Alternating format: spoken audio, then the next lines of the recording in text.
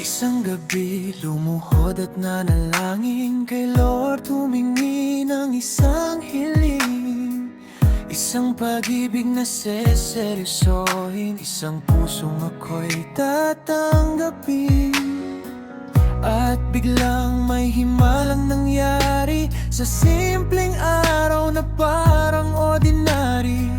Nagkasalubong ang ating mga mata, sa titig mo pa lang alam ko na ikaw na ang saing na hinihintay, sagot sa dasal kong paulit-ulit na sinambit kay God sa langit. Gumawa pa ako ng account para lang makausap ka, at nang mag-reply ka, doon nagsimula ang ating tadhana. Sa simpleng na may kasamang kaba, hindi ko alam na ikaw na pala.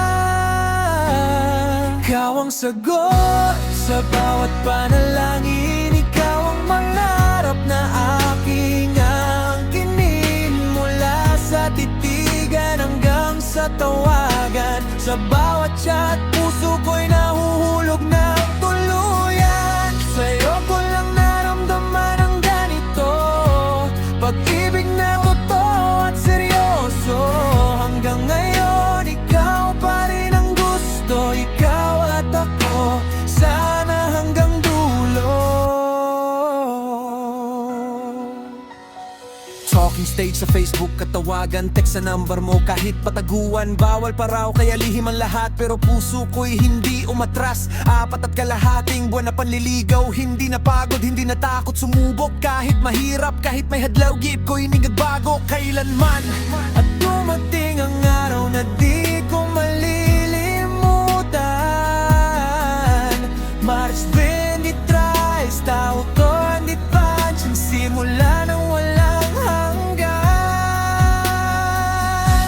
Ikaw ang sagot sa bawat panalangin, sa messenger man o mo'y aking inangkin. Pinakamasayang araw ng buhay ko, dahil sa wakas naging tayo. Sa'yo ko lang naramdaman ang ganito, pag-ibig na wagas at totoo. 6 na taon na ngayong March 23, ikaw pa rin at ako pa rin, sana'y panghabang buhay na kami. Sa buong mundo, ikaw ang pinakamaganda, hindi lang sa palabas kundi pati sa gawa. Sa lahat ng naging relasyon ko noon, ikaw lang ang nagtagal, ikaw ang nagbangon. 6 na taon, magkasama pa rin sa hirap at ginhawa, kapit kamay natin. At kung may problemang darating man, malalampasan natin basta't magkasandigan.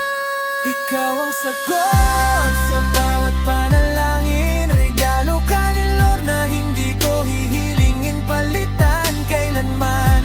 Mula sa titigan hanggang sa I love you, ikaw ang habang buhay na pipiliin ko. Sa March 23, pinagdiwang ang tayo, at sa mga susunod na taon, ikaw pa rin ang mahal ko. Sana'y malampasan natin ang lahat ng pagsubok, dahil ikaw ang simula, at ikaw ang gusto kong maging wakas ng puso ko.